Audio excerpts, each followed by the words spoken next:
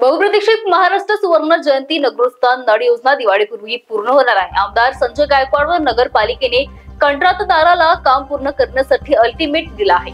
5 phase पैकी 4 फेजचे काम पूर्ण झाले असून कॉन्क्रीट पॅचचे व पाईपलाईन टेस्टिंग सुरू आहे। तब्बल 170 किलोमीटर पाईपलाईन टाकून शहराला नियमित गोड पाणी पुरवठा केला जाणार आहे। या योजनेमुळे बुलढाणेकरांची दिवाळी गोड होणार आहे। बुलढाणा शहरामध्ये 2 फेजमध्ये पाईपलाईनचं काम सुरू आहे। एक फेज खडकपूर्णा ते येळगाव जलाशय जे काम एमजेपीने केलेलं आहे आणि येळगावपासून पूर्ण शहरामध्ये डिस्ट्रीब्युशन हे नगर परिषदेद्वारे काम सुरू आहे। यामध्ये आम्ही मागच्या काही दिवसांमध्ये जे काही तक्रारी नागरिकांच्या आल्या होत्या त्या बाबतीत माननीय आमदार महोदयांकडे याची एक मीटिंग झाली होती कंत्राटदारासोबत।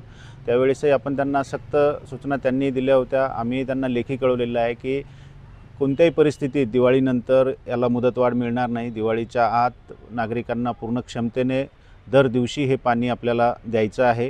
या बाबतीत त्यांना आम्ही लेखी दिलेलं आहे आणि जर हे पूर्णत्वास गेलं नाही तर मोठ्या प्रमाणात दंड करण्याची कार्यवाही कंत्राटदारावर या ठिकाणी करण्यात येईल।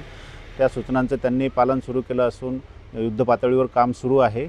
आम्ही कायम त्याची देखरेख निगराणी सुरू आहे।